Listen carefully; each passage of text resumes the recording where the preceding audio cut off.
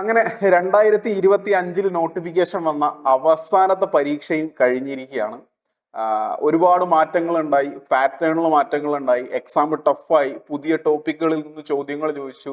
അതുകൊണ്ട് ഈ പ്രാവശ്യം മാർക്ക് എല്ലാവർക്കും കുറവാണ്, കട്ട് ഓഫ് വളരെ കുറവായിരിക്കും എന്നൊക്കെ പറഞ്ഞ് ഒരുപാട് കമന്റുകളും ചോദ്യങ്ങളും വിളികളും ഒക്കെ ഉണ്ടായിട്ടുണ്ടായിരുന്നു. ഇതൊക്കെ കഴിഞ്ഞ ദിവസങ്ങളിൽ നടന്ന കാര്യമാണ്.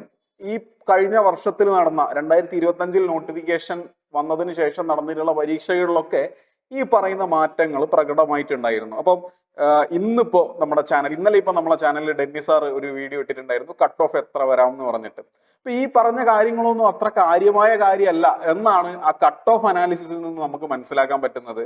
ഏകദേശം 100ഓളം കുട്ടികൾ എല്ലാവരും ഒന്നും ഡാറ്റ കൊടുക്കൂല, നമുക്കറിയാലോ, മടിയുള്ള ഒരുപാട് ആളുകളുണ്ട്, എല്ലാവരും ഒന്നും ഡാറ്റ കൊടുക്കൂല. അപ്പൊ കൊടുത്തതിൽ 100ഓളം ആളുകൾക്ക് 80+ മാർക്ക് ഉണ്ട്. നമുക്കറിയാം, നമ്മളെ കേരളത്തിൽ ഏകദേശം 300 വേക്കൻസികളാണ് നിലവിൽ അവിടെ ഉള്ളത്. വേക്കൻസികൾ കൂടി കഴിഞ്ഞാൽ ഒക്കെ നല്ലതാണ്.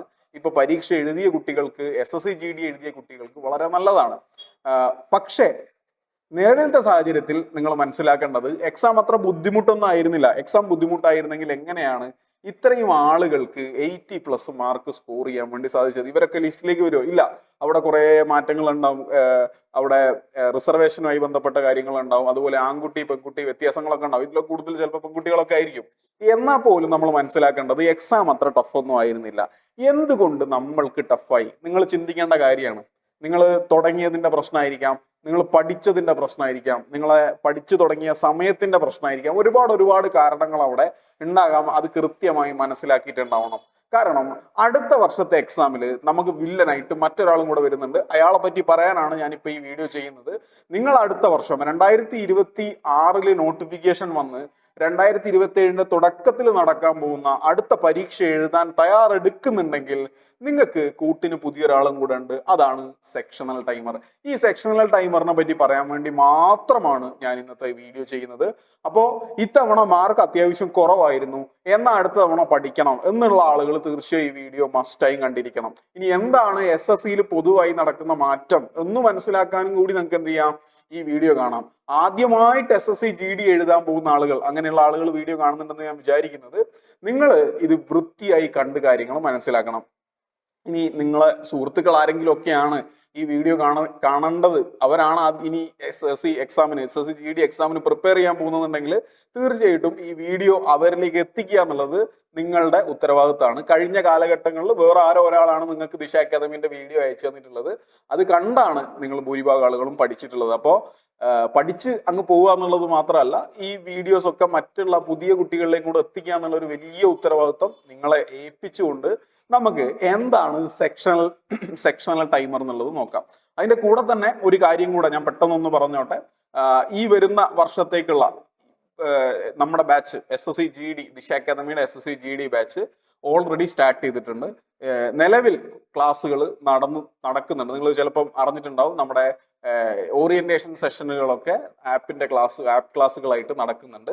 അപ്പൊ ആ ക്ലാസ്സുകളുടെ ഒരു ടൈം ടേബിളും കൂടെ ഞാൻ തരാം. ഈ ആഴ്ച നടക്കുന്ന ക്ലാസ്സുകൾ നിങ്ങൾക്ക് എല്ലാവർക്കും അറ്റൻഡ് ചെയ്യാൻ പറ്റുന്ന ഓപ്പൺ ടു ഓൾ ആയിട്ടുള്ള ക്ലാസ്സുകളാണ് ഈ കാണുന്നത്. ഇതിൽ ടൈമൊക്കെ നോക്കിയിട്ട് നിങ്ങൾ തന്നെ എന്ത് ചെയ്തോളാം, അറ്റൻഡ് ചെയ്തോളാം. ഓക്കെ. അതുപോലെ തന്നെ നമ്മളെ കോഴ്സിനെ പറ്റി ഞാൻ ഒരുപാട് പറയേണ്ട കാര്യമില്ല. ഓൾറെഡി ഒരുപാട് ആളുകൾ എടുത്തു കഴിഞ്ഞിട്ടുണ്ട്. സ്റ്റാർട്ട് ചെയ്തിട്ടേ ഉള്ളൂ. സ്റ്റാർട്ട് ചെയ്ത് ആപ്പിൽ വന്നപ്പോഴേക്കും ഒരുപാട് ആളുകൾ എടുത്തിട്ടുണ്ട്. നിങ്ങൾ പഠിക്കുക, വളരെ സീരിയസ് ആയി തന്നെ പഠിക്കുക എന്നുള്ളത് മാത്രം അവിടെ ഓർക്കേണ്ടത്. ആൻഡ് ഫാക്കൽറ്റീസിനെ ഞാൻ പ്രത്യേകിച്ച് പരിചയപ്പെടുത്തേണ്ടതില്ല എന്നാണ് വിചാരിക്കുന്നത്. ഓക്കെ. അപ്പോൾ ഈ ഒരു ഷെഡ്യൂളും കൂടെ ഒന്ന് മനസ്സിൽ വെച്ചോളാം. ഈ ക്ലാസ്സുകൾ നിങ്ങൾക്ക് ഫ്രീ ടു അറ്റൻഡ് ആണ്. മസ്റ്റായും അറ്റൻഡ് ചെയ്തിട്ടുണ്ടാവണം. കാരണം ചെറിയ മാറ്റങ്ങൾ അവിടെ ഉണ്ട്. ആ മാറ്റങ്ങളെ പറ്റി ഞാനൊന്ന് പറഞ്ഞുതരാം. മാറ്റം തുടങ്ങിയത് എവിടെയാണ് എന്ന് പറഞ്ഞ് നമുക്ക് തുടങ്ങാം. 2026 നടന്ന പരീക്ഷകൾ, ഈ വർഷം നടന്ന പരീക്ഷകൾ, ഈ വർഷം നടക്കാനിരിക്കുന്ന പരീക്ഷകളാണ് കേട്ടോ, നടന്ന പരീക്ഷകളല്ല. ഈ വർഷം നടക്കാനിരിക്കുന്ന പരീക്ഷകളിൽ SSC CGL ഒരു പ്രധാനപ്പെട്ട പരീക്ഷയാണ്. അതുപോലെ തന്നെ ഫേസ് എക്സാംസ്, നിങ്ങൾക്ക് അറിയാം, നിങ്ങളിൽ പലരും അപ്ലൈ ചെയ്തിട്ടുള്ള പരീക്ഷയാണ് SSC സെലക്ഷൻ പോസ്റ്റ് അല്ലെങ്കിൽ ഫേസ് എക്സാംസ്. ഈ ഫേസ് എക്സാമിൽ അവരെ നോട്ടിഫിക്കേഷനിൽ പ്രത്യേകമായിട്ടൊരു കാര്യം എടുത്തു പറഞ്ഞിട്ടുണ്ടായിരുന്നു. അതായത് ഇനി മുതൽ സെക്ഷണൽ ടൈമർ ഉണ്ടാവും. നമുക്കറിയാം, ഫേസ് എക്സാം പ്രധാനപ്പെട്ട ഒരു എക്സാം ഒന്നുമല്ല, ഒരു പാരലലി നടക്കുന്ന, CGL പോലെ പ്രധാനപ്പെട്ടതൊന്നുമല്ല, പാരലലി നടക്കുന്ന ഒരു ചെറിയ എക്സാം ആണ്. അപ്പൊ അതിൽ സെക്ഷണൽ ടൈമർ വരുന്നു എന്ന് പറഞ്ഞപ്പോൾ അധികം ആളുകൾ ശ്രദ്ധിച്ചിട്ടുണ്ടായിരുന്നില്ല. എന്താണ് ഈ സെക്ഷണൽ ടൈമർ എന്നും ഇതിനെങ്ങനെയാണ് പഠിക്കേണ്ടതെന്നും എന്തൊക്കെ മാറ്റങ്ങളാണെന്നുള്ളതും ഞാൻ പറഞ്ഞു വരാം കേട്ടോ. ഇത് എവിടെ തുടങ്ങിയെന്നാണ് ഞാൻ പറയുന്നത്. പക്ഷേ CGL-ലും കൂടെ ഈ നോട്ടിഫിക്കേഷനിൽ CGL-ന്റെ നോട്ടിഫിക്കേഷനിലും കൂടെ സെക്ഷണൽ ടൈമർ വരാൻ പോവുകയാണ് എന്ന് പറഞ്ഞപ്പോഴാണ് ആളുകൾക്ക് മനസ്സിലായത് SSC മുഴുവനായിട്ട് ഓരോ പാറ്റേണിൽ മാറ്റം വരുത്താൻ വേണ്ടി പോവുകയാണ്. സെക്ഷണൽ ടൈമറിലേക്ക് പോവുക. പാറ്റേൺ മാറ്റം എന്ന് പറഞ്ഞാൽ സിലബസ് മാറ്റം എന്നല്ല കേട്ടോ ഉദ്ദേശിക്കുന്നത്. എക്സാമിന്റെ ആ ഒരു സ്ട്രക്ചറിൽ എക്സാമിന്റെ ആ ഒരു ഘടനയിൽ മാറ്റം വരുത്തുകയാണ്. ഇപ്പൊ CGL പഠിച്ചുകൊണ്ടിരിക്കുന്ന കുട്ടികളൊക്കെ സെക്ഷണൽ ടൈമർ ബേസ് ചെയ്തുകൊണ്ടാണ് പഠിക്കുന്നത്. അപ്പൊ നമ്മളെ ബാധിക്കില്ലേ? നമ്മളെ ബാധിക്കും. അതായത് നമ്മൾ പ്രതീക്ഷിച്ചിരുന്നത് ഫേസ് എക്സാമിന് മാത്രമേ മാറ്റങ്ങൾ ഉണ്ടാവുള്ളൂ എന്നാണ്. എന്നാൽ CGL-നും മാറ്റങ്ങൾ ഉണ്ടായി. ഓൾറെഡി നമ്മളുടെ CPU എക്സാം, നിങ്ങളിപ്പം GD എഴുതുന്നത് കോൺസ്റ്റബിൾ പോസ്റ്റിന് വേണ്ടിയിട്ടാണെങ്കിൽ സബ് ഇൻസ്പെക്ടർ പോസ്റ്റിന് വേണ്ടിയിട്ടുള്ള CPU എക്സാമിൽ ഓൾറെഡി ഈ ഒരു സെക്ഷണൽ ടൈമർ അവർ കൊണ്ടുവന്നിട്ടുണ്ട്. ഇനി വരാനിരിക്കുന്ന പരീക്ഷകളിലൊക്കെ സെക്ഷണൽ ടൈമർ വരും തന്നെയാണ് നമുക്ക് അറിയാൻ കഴിഞ്ഞിട്ടുള്ളത്. CHSL സെക്ഷണൽ ടൈമർ വരാൻ പോവുകയാണ്, MTS സെക്ഷണൽ ടൈമർ വരാൻ പോവുകയാണ്. അങ്ങനെ ഓൾറെഡി MTS-ലൊക്കെ പല രീതിയിലും സെക്ഷണൽ ടൈമറുകൾ ഉണ്ട്. നമ്മളുടെ പരീക്ഷയിലും സെക്ഷണൽ ടൈമർ വരും എന്നുള്ളത് തന്നെയാണ് 99% ചാൻസ് ഉള്ളത്. ആ 1% ഞാൻ മാറ്റി വെക്കുന്നത് നമ്മൾ ആംഡ് ഫോഴ്സസിലേക്കുള്ള പരീക്ഷ ആയതുകൊണ്ടാണ്. എന്നാൽ പോലും ആംഡ് ഫോഴ്സസിലേക്കുള്ള CPO-യിൽ ഓൾറെഡി ആ ഒരു സെക്ഷണൽ ടൈമർ വന്നിട്ടുണ്ട്. അതുകൊണ്ട് നമുക്കും സെക്ഷണൽ ടൈമർ വരാൻ സാധ്യതയുണ്ട്. അപ്പൊ അതിനെ മുന്നിൽ കണ്ട് വേണം പഠിച്ചു തുടങ്ങാൻ. നമ്മളിപ്പോ ഒരു കോഴ്സ് തുടങ്ങുമ്പോഴേ കഴിഞ്ഞ വർഷത്തെ ഒരു രീതിയിൽ തന്നെ പഠിപ്പിച്ചു പോയതുകൊണ്ട് പ്രത്യേകിച്ച് കാര്യമൊന്നുമില്ല. ഇത്തവണ മാറ്റങ്ങൾ ഉണ്ടാവുന്ന എന്തൊക്കെയാണ് അതിനെ ബേസ് ചെയ്ത് തന്നെ പഠിച്ചേ പറ്റുള്ളൂ. ഇല്ലെങ്കിൽ നമുക്ക് തിരിച്ചടിയായിരിക്കും. ഇപ്പൊ ഈ വർഷം തന്നെ നിങ്ങൾക്ക് അറിയാം, ചെറിയ 1-2 മാറ്റങ്ങൾ വന്നപ്പോഴേക്കും ഒരുപാട് ആളുകൾക്ക് മാർക്ക് കുറയുകയും പാനിക് ആവുകയും ഒക്കെ ചെയ്യുന്ന സാഹചര്യം ഉണ്ടായിട്ടുണ്ടെങ്കിൽ അത് നമ്മൾ ശ്രദ്ധിച്ച് ആ ഒരു സാധനം നേരത്തെ പ്ലാൻ ചെയ്ത് മനസ്സിലാക്കി പഠിക്കാത്തത് കൊണ്ടാണ്. അപ്പൊ ഇത്തവണ അത്തരത്തിലുള്ള അബദ്ധങ്ങളൊന്നും പറ്റരുത് എന്ന് മനസ്സിലാക്കുക. അതുകൊണ്ട് തന്നെ സെക്ഷണൽ ടൈമറിനെയൊക്കെ നേരത്തെ മുൻകൂട്ടി കണ്ടുകൊണ്ട് നമ്മൾ പ്ലാൻ ചെയ്യണം. അപ്പോൾ എന്താണ് സെക്ഷണൽ ടൈമർ, അതുപോലെ തന്നെ എന്താണ് കറണ്ട് സെറ്റപ്പ് എന്നുള്ളതും കൂടെ ഞാനൊന്ന് പറയാം. ഇപ്പൊ നമ്മൾ എന്താ ചെയ്യുന്നത്, ഇപ്പൊ നിങ്ങൾ പഠിച്ചു തുടങ്ങുക. ഇപ്പൊ കഴിഞ്ഞ വർഷം പഠിച്ച ഒരാൾ 2025 പഠിച്ച ഒരാളാണ് ഈ വീഡിയോ കാണുന്നുണ്ട്, നിങ്ങൾക്ക് അറിയാം. നിങ്ങൾ നേരെ എന്താ ചെയ്യുക, സിലബസ് എടുക്കും.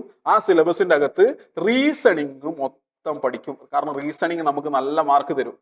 പിന്നെ മാത്സിൽ ഇപ്പൊ റീസണിങ്ങിൽ 20 ക്വസ്റ്റ്യൻ ഉണ്ടെങ്കിൽ അതിൽ നമ്മളൊരു 16 ക്വസ്റ്റ്യൻ ഒക്കെ ചെയ്യാൻ ഉള്ള ഒരു ലെവലിലേക്കാണ് എത്തുക. 16 ക്വസ്റ്റ്യൻ എനിക്ക് ചെയ്യണം. മാത്സിലേക്ക് വരുമ്പോൾ എല്ലാവരും അത്ര ഒക്കെ ആയിരിക്കില്ല. ഞാൻ ആവറേജ് കണക്കാ പറയുന്നത്, ഒരു 7 എണ്ണമൊക്കെ എങ്ങനെയെങ്കിലും ശരിയാക്കണം. അതാണ് പലരെയും മനസ്സിലുള്ള ഒരു കാര്യം. അതുപോലെ തന്നെ അത് മാത്സിന്റെ കേസാണ്. അത് കഴിഞ്ഞാൽ പിന്നെ നമ്മൾ ഇംഗ്ലീഷിലേക്ക് വരുന്ന സമയത്ത് എങ്ങനെയെങ്കിലും ഒരു 3-4 എണ്ണം ശരിയാക്കണം. അതുപോലെ GK മൊത്തം നമ്മൾ കറക്കി കുത്താൻ വേണ്ടി പോവാണ്. GK-യിൽ ഒരു 10-15 എണ്ണം കറക്കി കുത്തും, അതിലൊരു 7 എണ്ണം ശരിയാക്കണം. ഇങ്ങനെ എനിക്കൊരു 45-ന്റെ 50-ന്റെ ഒക്കെ മുകളിലേക്കുള്ള മാർക്ക് വേണം. കട്ട് ഓഫ് ജസ്റ്റ് ഒന്ന് കടക്കണം. അത് ആ ഒരു ധാരണയിലാണ് നമ്മളെല്ലാവരും പഠിക്കുന്നത്. അതുകൊണ്ടാണല്ലോ എനിക്ക് ഇത്ര മാർക്കാണുള്ളത്, കട്ട് ഓഫ് കടക്കുവോ, 65 ഉണ്ട് കട്ട് ഓഫ് കടക്കുവോ, 60 ഉണ്ട് കട്ട് ഓഫ് കടക്കുവോ, ഈ ചോദ്യം ഇങ്ങനെ വന്നുകൊണ്ടേ ഇരിക്കുന്നത്. അപ്പം ഈ ഒരു പാറ്റേണിൽ പോകുമ്പോൾ ഒരു കാര്യം കൂടെ നമ്മൾ ഓർക്കണം. നമ്മളെ പരീക്ഷ എങ്ങനെയായിരുന്നു, നമുക്ക് 60 മിനിറ്റ് ആണ് പരീക്ഷ, 80 ക്വസ്റ്റ്യൻസ് ഉള്ളത്. ഇതിൽ GK നമ്മൾ പെട്ടെന്ന് അടിച്ചു വിട്ട് ചെയ്തു പോകും അല്ലെ. ഇംഗ്ലീഷ് നമ്മൾ പെട്ടെന്ന് ചെയ്തു പോകും. നമ്മൾ ഒരുപാട് സമയം ആർക്ക് കൊടുക്കും, റീസണിങ്ങിന് കൊടുക്കും. കാരണം റീസണിങ് ആണ് നമുക്ക് ഏറ്റവും കൂടുതൽ മാർക്ക് തരുന്നത്. റീസണിങ്ങിന് നമ്മൾ വലിയ സമയം കൊടുത്തിട്ടുണ്ടായിരുന്നു. ആൻഡ് മാത്സിന് 7 ക്വസ്റ്റ്യൻ ആണ് ചെയ്യേണ്ടതെന്നുണ്ടെങ്കിൽ പോലും നമുക്ക് ഒരുപാട് സമയം ആവശ്യമായിട്ട് വരും. അപ്പൊ മാത്സിനും റീസണിങ്ങിനും ഒരുപാട് സമയം കൊടുക്കും. ഇപ്പൊ 60 മിനിറ്റ് ഉണ്ടെങ്കിൽ അതിൽ 20 മിനിറ്റ് ആയിരിക്കും നിങ്ങൾ GK-ക്കും ഇംഗ്ലീഷിനും വേണ്ടി കൊടുക്കുക. ബാക്കി 40 മിനിറ്റോളം എവിടെ കൊടുക്കുന്നുണ്ടാവും, മാത്സിലും റീസണിങ്ങിലും കൊടുക്കുന്ന ഒരു സാഹചര്യം ഉണ്ട്. ഇങ്ങനെയാണ് ഈ ഒരു ഫ്ലെക്സിബിലിറ്റി വെച്ചാണ് നമ്മൾ പഠിച്ചത് അല്ലെ. ഈ ഒരു ഫ്ലെക്സിബിലിറ്റി ഉള്ളതുകൊണ്ട് തന്നെ ഒരു ഗുണം ഉണ്ടായിരുന്നു. എന്താ ഗുണം, ഇംഗ്ലീഷ് ഒട്ടും അറിയാത്ത ഒരാളാണ്, അയാൾക്ക് ഇംഗ്ലീഷ് പഠിക്കാനുള്ള ഒരു മനസ്സേ ഇല്ല, ഇംഗ്ലീഷ് മൊത്തത്തിൽ ഒഴിവാക്കും. എന്നിട്ട് ആ സമയം മാത്സും റീസണിങ്ങും GK-യും ഇരുന്ന് പഠിക്കും. എന്നിട്ട് ഇംഗ്ലീഷിന്റെ ക്വസ്റ്റ്യൻ ഒരെണ്ണം പോലും നോക്കൂല, നമ്മൾ ആ പരിസരത്തേക്കേ നോക്കുന്നില്ല. നമ്മൾ മറ്റുള്ള 3 സബ്ജക്റ്റുകളിൽ നിന്ന് എങ്ങനെയെങ്കിലും ഒരു 70 മാർക്ക് ഉണ്ടാക്കാൻ പറ്റുമോ എന്നുള്ളത് ശ്രമിക്കും. എന്ന് പറഞ്ഞാൽ അവിടെ ഒരു സ്കിപ്പബിലിറ്റി ഉണ്ടായിരുന്നു, നമുക്ക് സ്കിപ്പ് ചെയ്യാൻ പറ്റുമായിരുന്നു. ഒരു സബ്ജക്ട് മൊത്തത്തിൽ സ്കിപ്പ് ചെയ്യുന്നതും പലരും ചെയ്തിട്ടുണ്ട്. ഇപ്പൊ ഞാനൊക്കെ ഒരുപാട് കുട്ടികളോട് ചോദിച്ചാൽ പറഞ്ഞത് ഇംഗ്ലീഷാണ് കൂടുതൽ ആളുകളും കേട്ടോ, കൂടുതൽ ആളുകളും സ്കിപ്പ് ചെയ്യുന്നത്. പ്രത്യേകിച്ച് മലയാളത്തിൽ പഠിക്കുന്ന കുട്ടികളുണ്ട്, അവർ സ്കിപ്പ് ചെയ്യുന്നത് കൂടുതലും എന്താണ്, ഇംഗ്ലീഷ് എന്ന് പറയുന്ന സബ്ജക്ട്. അത് അങ്ങനെ തന്നെ എടുത്ത് മാറ്റി വെക്കാറുണ്ട്. ഒരുപാട് എക്സാമ്പിളുകൾ ഞാൻ നേരിട്ട് കണ്ട ആളുകളുണ്ട്. അപ്പൊ ഈ ഒരു സംഭവമായിരുന്നു നമ്മൾ പിന്തുടർന്ന് വന്നിട്ടുണ്ടായിരുന്നത്. എന്നാൽ എന്താണ് സെക്ഷണൽ ടൈമർ? ഇതാണ് സെക്ഷണൽ ടൈമർ. വേറൊന്നുമല്ല, നമ്മളുടെ സബ്ജക്റ്റുകളെ, നമ്മളെ 4 സബ്ജക്റ്റുകൾ ഉണ്ട്, മാത്സ്, റീസണിങ്, അതുപോലെ നമുക്ക് ഹിന്ദി ഇല്ല കേട്ടോ, നമുക്ക് ഇംഗ്ലീഷ്, അതുപോലെ GK. ഈ 4 സബ്ജക്റ്റുകൾക്കും സെക്ഷണൽ ടൈമർ വരിക എന്ന് പറഞ്ഞാൽ ഇത്രേ ഉദ്ദേശിക്കുന്നുള്ളൂ. അതിനെ 4നെയും 4 കഷ്ണങ്ങളാക്കി മാറ്റുകയാണ്. നിങ്ങൾ മാത്സ് എക്സാമിലേക്ക് കടക്കുന്ന സമയത്ത് ആദ്യം കാണുന്ന വിൻഡോയില് ഒരു സബ്ജക്ട് ഉണ്ടാവും. ചിലപ്പോൾ റീസണിങ് ഉണ്ടാവുക. റീസണിങ്ങിന് 20 ക്വസ്റ്റ്യൻ തന്നെ ഉണ്ടാവുക. പക്ഷെ റീസണിങ്ങിന് എത്ര മിനിറ്റേ ഉണ്ടാവുള്ളൂ? നിങ്ങൾക്ക് 15 മിനിറ്റേ ഉണ്ടാവുള്ളൂ. ഇനി അത് കഴിഞ്ഞാൽ റീസണിങ് കഴിഞ്ഞാൽ നേരെ ചിലപ്പോൾ ഇംഗ്ലീഷിലേക്കായിരിക്കും പോവുക. ആ ഇംഗ്ലീഷ് ചെയ്യാൻ നിങ്ങൾക്ക് എത്ര മിനിറ്റേ ഉണ്ടാവുള്ളൂ? 15 മിനിറ്റേ ഉണ്ടാവുള്ളൂ. അത് കഴിഞ്ഞാൽ GK ആയിരിക്കും. GKയിലും 15 മിനിറ്റേ ഉള്ളൂ. പിന്നെ മാത്സ് ആയിരിക്കും.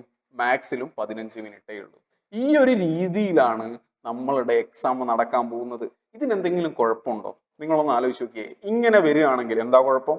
ഞാൻ മാത്സ് എടുക്കുന്നു, മാത്സ് 15 മിനിറ്റിൽ അറിയാവുന്ന ചെയ്യുന്നു. റീസണിങ് എടുക്കുന്നു, 15 മിനിറ്റിൽ അറിയാവുന്ന ചെയ്യുന്നു. ഇംഗ്ലീഷ് എടുക്കുന്നു, 15 മിനിറ്റിൽ അറിയാവുന്നത് ചെയ്യുന്നു. GK എടുക്കുന്നു, 15 മിനിറ്റിൽ അറിയാവുന്നത് ചെയ്യുന്നു. പ്രശ്നമല്ലേ? അതെ, പ്രശ്നമാണ്. എന്തൊക്കെയാണ് പ്രശ്നങ്ങൾ?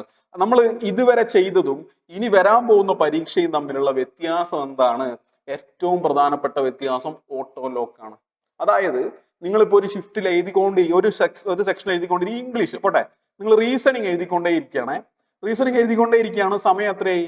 ഒരു 12 മിനിറ്റ് ആയി. ഒരു ക്വസ്റ്റ്യൻ ഉണ്ട്, ഈ ക്വസ്റ്റ്യൻ എനിക്ക് ചെയ്യാൻ പറ്റും, പക്ഷെ ടൈം എടുക്കുന്ന ക്വസ്റ്റ്യനാ. ഞാൻ അവിടെ വെച്ചിട്ട് അടുത്ത ക്വസ്റ്റ്യനിലേക്ക് പോയി. ഓക്കെ, പക്ഷെ 15 മിനിറ്റ് കഴിഞ്ഞാൽ പിന്നെ നിങ്ങൾക്ക് ആ ക്വസ്റ്റ്യൻ കാണാൻ പറ്റില്ല. റീസണിങ് അവിടെ തീർന്നു. നിങ്ങൾ അടുത്ത ഷിഫ്റ്റിലേക്ക് അല്ലെങ്കിൽ അടുത്ത സെക്ഷനിലേക്ക് പോകേണ്ടി വരും. നിങ്ങളപ്പം പിന്നെ മാത്സ് ചെയ്യേണ്ടി വരും. അവിടെ വിട്ട ക്വസ്റ്റ്യൻ ആലോചിച്ചായിരിക്കും നമുക്ക് എന്തുണ്ടാവുക? ടെൻഷൻ ഉണ്ടാവുക. ഓരോ സബ്ജക്റ്റുകളും ഓട്ടോ ലോക്ക് ആവും. ഓരോ സബ്ജക്റ്റിനും അലോട്ട് ചെയ്ത സമയമുണ്ട്. നിങ്ങൾ റീസണിങ്ങിൽ നിങ്ങൾക്ക് എത്ര മിനിറ്റേ നിൽക്കാൻ പറ്റുള്ളൂ? 15 മിനിറ്റ് മാത്രമേ നിൽക്കാൻ പറ്റുള്ളൂ. ഇത് ഒന്നാമത്തെ ട്രാപ്പാണ്. എന്താ രണ്ടാമത്തെ trap? No mark for review. Mark for review എന്ന് പറഞ്ഞാൽ നിങ്ങൾക്ക് ഞാനിപ്പോ പറഞ്ഞ കാര്യം തന്നെയാണ്. നിങ്ങൾക്ക് നിങ്ങൾ റീസണിങ്ങിന്റെ ഒരു ക്വസ്റ്റ്യൻ ഇങ്ങനെ ചെയ്തുകൊണ്ടിരിക്കുകയാണ്, കിട്ടിയില്ല, മാർക്ക് ഫോർ റിവ്യൂ കൊടുത്തു. റീസണിങ്ങിന്റെ അടുത്ത ക്വസ്റ്റ്യൻ ചെയ്തു, ടൈം കഴിഞ്ഞു നിങ്ങൾ അടുത്ത ഒരു സെക്ഷനിലേക്ക് പോയിട്ടുണ്ടെങ്കിൽ പിന്നെ റീസണിങ്ങിലേക്ക് ഒരിക്കലും തിരിച്ചു വരാൻ പറ്റില്ല. നിങ്ങൾ മാർക്ക് ഫോർ റിവ്യൂ കൊടുത്തിട്ടുണ്ടെങ്കിലും നിങ്ങൾക്ക് എന്തെങ്കിലും മാറ്റങ്ങൾ വരുത്തണം എന്നുണ്ടെങ്കിലും ഒരിക്കലും നിങ്ങൾക്ക് എന്ത് ചെയ്യാൻ പറ്റൂല? റീസണിങ്ങിലേക്ക് അല്ലെങ്കിൽ മാത്സിലേക്ക് തിരിച്ചു വരാൻ പറ്റൂല. 15 മിനിറ്റ് മാത്രമേ ആ ഒരു വിൻഡോ നിങ്ങൾക്ക് ഓപ്പൺ ആയി കിട്ടുള്ളൂ. ഇനി ഓർഡർ നിങ്ങൾക്ക് ചൂസ് ചെയ്യാൻ പറ്റുമോ? ഇല്ല, ഓർഡർ നിങ്ങൾക്ക് ചൂസ് ചെയ്യാൻ പറ്റൂല. അവിടെ ഒരു ഓർഡർ ഉണ്ട്. ആ ഓർഡറിൽ വേണം നിങ്ങൾ കൃത്യമായിട്ട് ചെയ്യാൻ. നിങ്ങൾക്ക് ഇപ്പം ഞാൻ ഇങ്ങനെ ചിന്തിക്കുകയാണ്, ഞാനൊരു 10 മിനിറ്റ് ഇംഗ്ലീഷ് ചെയ്തിട്ട് പിന്നെ ഒരു 5 മിനിറ്റ് പോയി റീസണിങ് ആയി ചെയ്തിട്ട് പിന്നെ തിരിച്ചു വരാം. അത് പോസിബിൾ അല്ല. അതായത് നിങ്ങളൊരു സാധനം മാർക്ക് ചെയ്ത് വെച്ചാൽ എക്സാമിൽ അവസാനം ഒരു 5 മിനിറ്റ് ഉള്ളപ്പോൾ തിരിച്ചു വന്ന് ചെയ്യാന്ന് വിചാരിച്ചാൽ പറ്റുമോ? പറ്റൂല. അതാണ് ഇവിടത്തെ ഏറ്റവും പ്രധാനപ്പെട്ട ഒരു ഡേഞ്ചർ. ഓക്കെ, ഇതൊരു ഡേഞ്ചർ ആണോ? അല്ല, പക്ഷെ നമ്മൾ ശീലിച്ചിട്ടില്ലാത്തൊരു കാര്യമായതുകൊണ്ട് നമുക്കത് ബുദ്ധിമുട്ടായിരിക്കും. ഇനി അടുത്തതാണ് അതിലും വലിയൊരു പ്രശ്നം, നെഗറ്റീവ് മാർക്സ്. നെഗറ്റീവ് മാർക്സ് വാങ്ങുന്ന കുട്ടികളെ ഞാൻ നല്ലപോലെ വഴക്ക് പറയാറുണ്ട്. GKയിലൊക്കെ വെറുതെ അനാവശ്യമായി കറക്കി കുത്തരുത്, വെറുതെ അവിടെ സമയം കളയരുത്, അവിടെ ചുറ്റിത്തിരുന്ന സമയം കളയരുത്, ആ ക്വസ്റ്റ്യൻ വായിച്ച് സമയം കളയരുത്. നിങ്ങൾ ആ സമയം എവിടെ കൊണ്ടുപോയി ഉപയോഗിക്കണം? മാത്സിൽ കൊണ്ടുപോയി ഉപയോഗിക്കണം. നിങ്ങൾ ആ ക്വസ്റ്റ്യനിലെ സമയവും എവിടെ കൊണ്ടുപോയി ഉപയോഗിക്കണം? റീസണിങ്ങിൽ കൊണ്ടുപോയി ഉപയോഗിക്കണം. ഇത് സ്ഥിരമായി പറയാറുണ്ടായിരുന്നു. ഇനി എനിക്കത് പറയാനുള്ള ഓപ്ഷൻ ഇല്ല. എന്തുകൊണ്ടാണ്? ഇവിടെ 15 മിനിറ്റ് നിങ്ങൾക്ക് ഇംഗ്ലീഷ് ഉണ്ടെങ്കിൽ ആ 15 മിനിറ്റ് നിങ്ങൾ ഇംഗ്ലീഷിൽ ഇരുന്നേ പറ്റുള്ളൂ. നിങ്ങൾക്ക് പോകാൻ പറ്റൂല. നിങ്ങൾ സപ്പോസ് 10 മിനിറ്റ് ആയപ്പോഴേക്കും നിങ്ങളെ ഇംഗ്ലീഷ് ഒക്കെ തീർന്നു എന്ന് വിചാരിക്കും. നിങ്ങൾക്കൊന്നും അറിയില്ല എന്ന് വിചാരിക്കും. 10 മിനിറ്റ് ആയപ്പോഴേക്കും ഇംഗ്ലീഷിന്റെ ക്വസ്റ്റ്യൻസ് ഒക്കെ ചെയ്ത് തീർന്നു, അറിയാവുന്നൊക്കെ ചെയ്ത് തീർന്നു. പിന്നെ നമ്മൾ 5 മിനിറ്റ് വെറുതെ ഇരിക്കണം. അങ്ങനെ 5 മിനിറ്റ് നമ്മളിങ്ങനെ ആലോചിച്ചിരിക്കുമ്പോൾ നമ്മൾ ആ ക്വസ്റ്റ്യൻസിലേക്കൊക്കെ ഒന്നും കൂടെ പോകും. ഈ ചെയ്ത ക്വസ്റ്റ്യനിലേക്ക് നമ്മൾ ഒന്നും കൂടെ പോകുമ്പോൾ ഒരു പ്രശ്നമുണ്ട്. നമുക്കത് ഒന്നും കൂടെ ഒന്ന് മാറ്റി കുത്താൻ തോന്നും. ഈ ക്വസ്റ്റ്യന് ഒരു പ്രശ്നമില്ലേ, രണ്ടാമത്തെ ഓപ്ഷൻ ഉത്തരവാൻ സാധ്യതയില്ലേ എന്നൊരു തോന്നൽ നമുക്ക് വരും. സ്വാഭാവികമാണ്, മനുഷ്യന്മാർക്കൊക്കെ അങ്ങനെ തോന്നും. അപ്പൊ നമ്മൾ എന്ത് ചെയ്യും? അത് മാറ്റി വേറൊരു ഓപ്ഷൻ ആയത് സെലക്ട് ചെയ്യും. അതുപോലെ തന്നെ ഒരുപാട് ക്വസ്റ്റ്യൻ നമ്മൾ അറ്റൻഡ് ചെയ്യാതെ കിടക്കുന്നുണ്ടാവും, പ്രത്യേകിച്ച് GKയിലും ഇംഗ്ലീഷിലും. ഇതെല്ലാം നമുക്ക് കറക്കി കുത്താനും ഇരുന്ന് ഓവർ തിങ്ക് ചെയ്യാനും ആവശ്യത്തിലധികം സമയമുണ്ട്. അതുകൊണ്ട് നിങ്ങൾ കണ്ടമാനം നെഗറ്റീവ് മാർക്കുകൾ വാങ്ങിക്കൂട്ടും. നമുക്കറിയാം SSC GDക്ക് നെഗറ്റീവ് കുറവാണ്. 2 മാർക്ക് ശരി ഉത്തരത്തിനും 1/4 മാർക്ക് തെറ്റുത്തരത്തിനുള്ള നെഗറ്റീവ് മാർക്കുമാണ്. എന്നാൽ പോലും ആ നെഗറ്റീവ് മാർക്ക് ചിലപ്പോൾ നിങ്ങളുടെ മാർക്കിൽ വലിയ വ്യത്യാസം ഉണ്ടാക്കാൻ സാധ്യതയുണ്ട്. ഈ ഇരിക്കുന്ന സമയം അപ്പോൾ നമ്മൾ കൃത്യമായി മാനേജ് ചെയ്തില്ലെങ്കിൽ അവിടെയും പ്രശ്നമാണ്. ഇത്തരത്തിൽ ഒരുപാട് പ്രശ്നങ്ങൾ എന്ത് ചെയ്യും? ഈ സെക്ഷണൽ ടൈമറിനെ നമ്മൾ പ്രോപ്പറായി മാനേജ് ചെയ്യാൻ പഠിച്ചില്ലെങ്കിൽ അവിടെയാണ് കാര്യം കേട്ടോ. മാനേജ് ചെയ്യാൻ പഠിച്ചില്ലെങ്കിൽ വരും. ഇതിലൊക്കെ പ്രശ്നം ശീലങ്ങളാണ്, നമ്മൾ ഉണ്ടാക്കിയെടുക്കേണ്ട ശീലങ്ങളാണ്. ആ ശീലത്തോടെ മാനേജ് ചെയ്യാൻ പറ്റിയില്ലെങ്കിൽ പ്രശ്നം വരും. അപ്പൊ അടുത്ത വർഷത്തേക്ക് നിങ്ങൾ പ്രിപ്പയർ ചെയ്യുന്നുണ്ടോ? ഇപ്പോഴേ തുടങ്ങാം. എന്തുകൊണ്ടാണ് നിങ്ങൾ 50-ന് താഴെയായി പോയത്, 60-ന് താഴെയായി പോയത്? നിങ്ങൾ റീസണിങ്ങിനെ മാത്രം ഡിപ്പെൻഡ് ചെയ്തു. ഞാൻ ഉറപ്പ് പറയാം, മാർക്ക് കുറഞ്ഞ ഭൂരിഭാഗം ആളുകളുടെ ഏറ്റവും പ്രധാനപ്പെട്ട ഒരു പിടിവള്ളി എന്ന് പറയുന്നത് റീസണിങ് ആയിരുന്നു. അപ്പൊ ഇനി അങ്ങോട്ടത് പറ്റൂല. കാരണം സെക്ഷണൽ ടൈമർ വരിക. നിങ്ങൾക്ക് റീസണിങ് മാത്രം പഠിച്ചാലും നിങ്ങൾക്ക് ആ സമയത്തിനുള്ളിൽ അത്രയും ക്വസ്റ്റ്യൻസ് ചെയ്യാൻ പറ്റുമോ? പറ്റും, നന്നായി പഠിച്ചെങ്കിൽ. പക്ഷെ ആ നന്നായി പഠിക്കുന്ന കൂട്ടത്തിൽ മറ്റ് സബ്ജക്റ്റുകളും ഇനി അതേപോലെ പഠിച്ചേ പറ്റുള്ളൂ. ഇല്ലെങ്കിൽ നിങ്ങൾ 15 മിനിറ്റ് നിങ്ങൾ ഇംഗ്ലീഷ് സ്കിപ്പ് ചെയ്യാന്ന് വിചാരിച്ചോ, 15 മിനിറ്റ് നിങ്ങൾ ഇങ്ങനെ ഇംഗ്ലീഷ് നോക്കിയിരിക്കേണ്ടി വരും. 15 മിനിറ്റ് നിങ്ങൾ മാത്സ് സ്കിപ്പ് ചെയ്തെന്ന് വിചാരിച്ചോ, 15 മിനിറ്റ് നിങ്ങൾക്ക് വേറൊന്നും ചെയ്യാനില്ല. എക്സാം ഹാളിൽ മിണ്ടാതെ ഇരിക്കേണ്ടി വരും. റീസണിങ് മാത്രം പഠിച്ചു പോകുന്ന ഒരാള്, അല്ലെങ്കിൽ അവസാന സമയത്ത് കുറച്ച് ക്ലാസ്സുകൾ അവിടുന്ന് ഇവിടുന്നൊക്കെ കണ്ടിട്ട് എക്സാമിന് പോകുന്ന ഒരാള്, അയാൾക്ക് ഇനി മുതൽ ഒരു റോളും ഇല്ല. ഇതുവരെ പറ്റുമായിരുന്നു, ഇതുവരെ ഞാൻ മുന്നേ പറഞ്ഞിട്ടുണ്ട് പറ്റൂല എന്നൊക്കെ. എന്നാൽ പോലും നമുക്കറിയാം അവസാനം പഠിക്കുന്നവർക്ക് കുറച്ച് മാർക്കൊക്കെ കിട്ടുമായിരുന്നു. ആ ഒരു 50 മാർക്ക് വരെയൊക്കെ എങ്ങനെയെങ്കിലുമൊക്കെ ഉരുട്ടി പിടിച്ച് എത്തിക്കാൻ അത്യാവശ്യം ഒരു സ്കില്ലും കൂടെ ഒക്കെ ഉണ്ടെങ്കിൽ പറ്റുമായിരുന്നു. പക്ഷെ ഇനി അങ്ങോട്ട് എന്തില്ല, അത് പോസിബിൾ അല്ല. നമ്മളെല്ലാം സ്ക്രാച്ചിൽ നിന്ന് പഠിച്ചു തുടങ്ങണം, ഫൗണ്ടേഷനിൽ നിന്ന് പഠിച്ചു തുടങ്ങണം എന്നുള്ളൊരു കാര്യമുണ്ട്. ഇപ്പൊ തന്നെ വളരെ സിമ്പിളായി ഞാൻ ഇതിലൊരു ഉദാഹരണം പറഞ്ഞുതരാം. നിങ്ങൾക്ക് ഈ പറയുന്ന സെക്ഷണൽ ടൈമർ വന്നിട്ടുണ്ടെങ്കിൽ മാത്സിൽ ഒരു ക്വസ്റ്റ്യൻ ചെയ്യാൻ 45 സെക്കൻഡ് മാത്രമേ ഉള്ളത്. നമുക്കറിയാം ഭൂരിഭാഗം ക്വസ്റ്റ്യൻസും 45 സെക്കൻഡിൽ ചെയ്യാൻ പറ്റൂല. എന്നാൽ ഇതിന് വളരെ എളുപ്പമുള്ള ചോദ്യങ്ങൾ ഉണ്ടാവൂടാ. ഇപ്പോ 13 ഇൻറ്റു ഒരു 17 ചെയ്താൽ ഉത്തരം കിട്ടുന്ന ഉത്തരം ഇത് ഈ സ്റ്റെപ്പ് ചെയ്താൽ ഉത്തരം കിട്ടുന്ന ഒരു ക്വസ്റ്റ്യൻ ഉണ്ടാവും. അവിടെ ജസ്റ്റ് തലേദിവസം പഠിച്ചു പോകുന്നതിന്റെ പ്രശ്നം എന്താ, 17 ഇൻറ്റു 13 ഇരുന്ന് ഗുണിക്കും, 3 7 21 2 3 1 പറഞ്ഞിരിക്കും. എന്നാ ഇതിന്റെ ഓപ്ഷൻസിൽ ഇതിന്റെ ഉത്തരം ഇങ്ങനെ ഇങ്ങനെ കിടക്കുന്നുണ്ട്.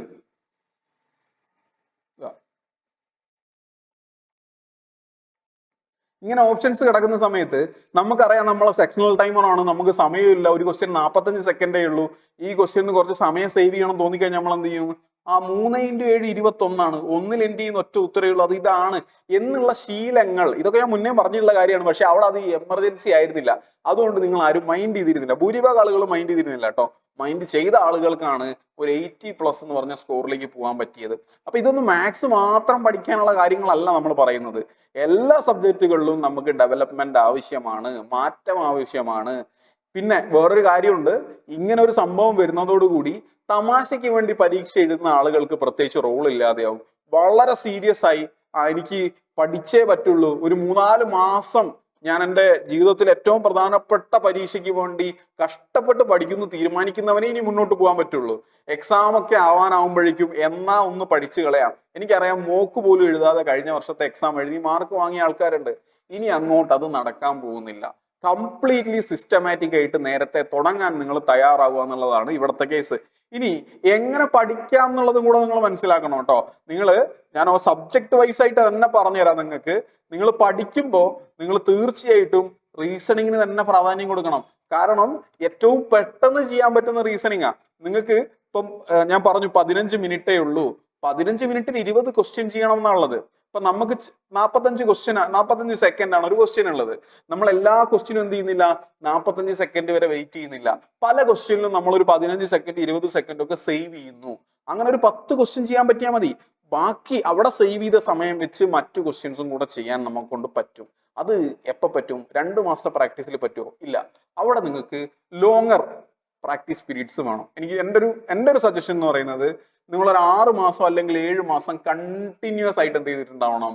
പ്രാക്ടീസ് ചെയ്തുകൊണ്ടേ ഇരിക്കുന്നുണ്ടാവണം. നാളെ പരീക്ഷയാണോ എന്ന് വിചാരിച്ച് പഠിക്കുന്നുണ്ടാവണം. അങ്ങനെയുള്ളവർക്ക് ഇനി ഈ ഫീൽഡിൽ പിടിച്ചു നിൽക്കാൻ വേണ്ടി പറ്റുള്ളൂ. ഇനി നിങ്ങൾ മാത്സിലേക്ക് വരുന്ന സമയത്ത് മാത്സ് ഇനി പഠിച്ചിട്ട് കാര്യമില്ല എന്നാണ് ഭൂരിഭാഗം ആളുകളും പറയുക. പക്ഷേ നിങ്ങൾക്ക് ഇനി അങ്ങോട്ട് സെക്ഷണൽ ടൈമറും കൂടെ വന്ന സ്ഥിതിക്ക് നിങ്ങളെ ഗെയിം ചേഞ്ചറായി മാറാൻ പോകുന്നത് മാത്സ് ആണ്. ഞാൻ നിങ്ങൾക്ക് ഉറപ്പ് തരാം, ഈ ഒരു സെക്ഷണൽ ടൈമർ വന്നു കഴിഞ്ഞാൽ നിങ്ങൾക്ക് സ്കോർ ചെയ്യാനുള്ള വഴികളൊക്കെ ഞാൻ പറഞ്ഞുതരാം. അത് വളരെ പ്രധാനപ്പെട്ട കാര്യങ്ങളാണ് നമുക്കിനി ഡിസ്കസ് ചെയ്യാനുള്ളത്. ഇതിനും നിങ്ങൾക്ക് എന്തേ ഉള്ളൂ? 15 മിനിറ്റേ ഉള്ളൂ. ഇതിനും നിങ്ങൾക്ക് എന്തേ ഉള്ളൂ? 45 സെക്കൻഡേ ഉള്ളൂ. അപ്പൊ നമ്മൾ തുടങ്ങുമ്പം പണ്ടത്തെ പോലെ പെർസെൻറ്റേജ്, പ്രോഫിറ്റ്, റേഷ്യോ എന്ന് പറഞ്ഞ് പാടി തുടങ്ങിയത് കൊണ്ട് കാര്യമില്ല. കംപ്ലീറ്റ് പാറ്റേണിൽ മാറ്റമുണ്ട്. ഞാനിവിടെ റിസർച്ച് ചെയ്തിട്ടാണ് ഇരിക്കുന്നത്. ഇതിനെപ്പറ്റി കൃത്യമായി മനസ്സിലാക്കി കൃത്യമായ ഡാറ്റ ഉണ്ടാക്കിയിട്ടാണ് എങ്ങനെ ക്ലാസ് എടുക്കണം to the end of the course എങ്ങനെ എടുക്കണം എന്ന് തീരുമാനിച്ചിട്ടാണ് ഞാൻ ഇവിടെ ഇരിക്കുന്നത്. അതുകൊണ്ടാണ് ഞാൻ ഇത്രയും കോൺഫിഡന്റ് ആയിട്ട് ഈ കാര്യങ്ങൾ നിങ്ങളോട് പറയുന്നത്. ഇനി ഇംഗ്ലീഷിലേക്ക് വരുന്ന സമയത്തും അതുപോലെ GK വരുന്ന സമയത്തും നമ്മൾ തറവായിട്ട് പഠിക്കുക എന്നുള്ളത് തന്നെ. ഇപ്പൊ ഇംഗ്ലീഷിന്റെ ഒരു കേസ് പറയുകയാണെങ്കിൽ നിങ്ങൾ വൊക്കാബുലറി അതുപോലെ തന്നെ ഡയറക്റ്റ് ആയിട്ട് ചോദിക്കുന്ന ഗ്രാമർ ക്വസ്റ്റ്യൻസ് ഒക്കെ പെട്ടെന്ന് ചെയ്തതിന് ശേഷം അവസാനത്തെ ഒരു 7 മിനിറ്റ് നമ്മൾ എന്തിനു വേണ്ടി വെക്കേണ്ടതായിട്ടുണ്ട്, കോംപ്രഹെൻഷൻ ഒക്കെ വേണ്ടി വെക്കേണ്ടതായിട്ടൊക്കെ ഉണ്ട്. അങ്ങനെ ഒരുപാട് സ്ട്രാറ്റജികൾ നമ്മൾ ഡെവലപ്പ് ചെയ്യാനുണ്ട്. അപ്പൊ ഇനി അങ്ങോട്ട് നമ്മൾ അടുത്ത പരീക്ഷയ്ക്ക് പഠിക്കുമ്പോൾ വെറുതെ ഒരു തമാശയ്ക്ക് പഠിക്കുക, അല്ലെങ്കിൽ എൻ്റെ വീടിന്റെ അപ്പുറത്തുള്ളവൻ 2 ആഴ്ച പഠിച്ചപ്പോൾ അവന് കിട്ടി അതുകൊണ്ട് എനിക്ക് ഇനി കിട്ടും എന്ന് പറയുന്നത് നടക്കുന്ന കാര്യമല്ല. പണിയെടുക്കണം. പിന്നെ നിങ്ങൾക്കിത് ചെറിയൊരു ജോലിയായിട്ട് തോന്നുന്നുണ്ടോ? ഇല്ലല്ലോ. എനിക്ക് എൻ്റെ ഒരു അഭിപ്രായത്തില് ഈ SSC നടത്തുന്ന പരീക്ഷകളിൽ ഏറ്റവും ഉത്തരവാദിത്തപ്പെട്ട ജോലികളിൽ ഒരെണ്ണമാണ് SSC GD എന്ന് പറയുന്നത്. അപ്പൊ അത് കുറച്ചും കൂടെ ബുദ്ധിമുട്ടാക്കണം എന്ന് പറഞ്ഞാല് ഭയങ്കര തലച്ചോറ് പുകയുന്ന പോലെ ചിന്തിച്ച് ആലോചിക്കുന്ന ഒരു എക്സാം ആക്കണമെന്നല്ല. എന്നാൽ സിൻസിയർ ആയിട്ട് പണിയെടുക്കുന്നവനെ ഇത് ക്ലിയർ ചെയ്യാൻ പറ്റാവുള്ളൂ എന്ന രീതിയിലേക്ക് ആക്കണം എന്നുള്ള ആഗ്രഹം തീർച്ചയായിട്ടും എനിക്കുണ്ട്. നമുക്കറിയാം ഒരുപാട് സ്കാമുകൾ നമ്മളെ ഈ ഒരു പരീക്ഷാ സിസ്റ്റത്തിൽ നടക്കുന്നുണ്ട്. അതൊക്കെ എടുത്തു കളയണമെങ്കിൽ എക്സാമിന്റെ ആ ഒരു പാത്ത് കുറച്ചും കൂടെ സ്ട്രിക്റ്റ് ആക്കണം എന്ന് തന്നെയാണ് എൻ്റെ ആഗ്രഹം. അപ്പൊ അതിന്റെ ഒരു ഫസ്റ്റ് സ്റ്റെപ്പായിട്ട് തന്നെ നിങ്ങൾ എന്തിനെ കണ്ടാൽ മതി? സെക്ഷണൽ ടൈമറിനെ കണ്ടാൽ മതി. സെക്ഷണൽ ടൈമറിനെ പേടിക്കണ്ട. ഞാൻ തുടക്കത്തിലും പറഞ്ഞതാണ്, അവസാനവും പറയുന്നതാണ്. സെക്ഷണൽ ടൈമറിനെ പേടിക്കേണ്ട ആവശ്യമില്ല. നമുക്കിതിനെ നമ്മളെ രീതിയിലേക്ക് മാറ്റിയെടുക്കാൻ വേണ്ടി കഴിയും. ആൻഡ് പുതിയ കുട്ടികൾക്കാണ് ഇത് കുറച്ചും കൂടെ ഉപയോഗപ്പെടുക എന്നാണ് ഞാൻ മനസ്സിലാക്കുന്നത്. കാരണം പഴയ ആളുകൾ ഓൾറെഡി ഈ ഒരു സാധനം ശീലിച്ചു പോയി. റീസണിങ് ആദ്യം ചെയ്ത് തീർക്കുക, അല്ലെങ്കിൽ GK ആദ്യം ചെയ്ത് തീർത്ത് ബാക്കി സമയം റീസണിങ്ങിന് കൊടുക്കുക, മാത്സിന് കൊടുക്കുക. ആ ഒരു പരിപാടി നടക്കൂല. നമ്മൾ പുതിയ ശീലങ്ങൾ ഉണ്ടാക്കിയെടുക്കണം. പണ്ട് പഠിച്ച രീതികൾ, പഠിച്ച സബ്ജക്റ്റോ പഠിച്ച സിലബസോ ഒന്നുമല്ല, രീതികളിൽ മാറ്റം ഉണ്ടാക്കുക. നമ്മളെ വിരളിന്റെ സ്പീഡ് ഇൻക്രീസ് ചെയ്യുക, നമ്മളെ തലച്ചോറിന്റെ സ്പീഡ് ഇൻക്രീസ് ചെയ്യുക എന്നുള്ളതൊക്കെയാണ് ഇനി നമ്മൾ ചെയ്യേണ്ട കാര്യം. അതിൽ വളരെ മൈന്യൂട്ട് ആയിട്ടുള്ള കാര്യങ്ങൾ വരെ ഉണ്ട്. ഞാൻ ഒരൊറ്റ കാര്യം കൂടെ ചോദിച്ചോട്ടെ.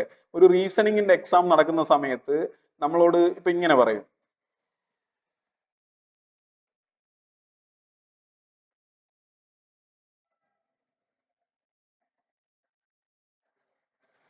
ഇവർ രണ്ടും തമ്മിലൊരു ബന്ധമുണ്ട്, അതുപോലെ തന്നെ ഇവരെയുള്ള ബന്ധം എന്താണെന്നുള്ളത് ചോദിച്ച് ക്വസ്റ്റ്യൻ വരാം.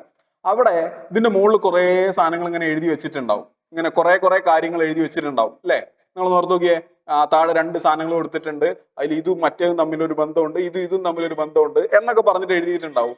നമ്മൾ പല ആളുകളും എന്ത് ചെയ്യും, ഇതൊക്കെ അറിയാമെങ്കിലും ഈ ക്വസ്റ്റ്യനിൽ ഇവിടെ തന്ന കാര്യങ്ങളൊക്കെ വായിച്ചുകൊണ്ടേയിരിക്കും. എന്നാ വളരെ ചുരുക്കം ആളുകൾ മാത്രമാണ് ക്വസ്റ്റ്യൻ ഇതാണ്, ഇവർ തമ്മിലുള്ള ബന്ധം തന്നിട്ടുണ്ട്, ഇവർ തമ്മിലുള്ള ബന്ധമാണ് ചോദിച്ചിരിക്കുന്നത് എന്ന് മനസ്സിലാക്കുന്നത്.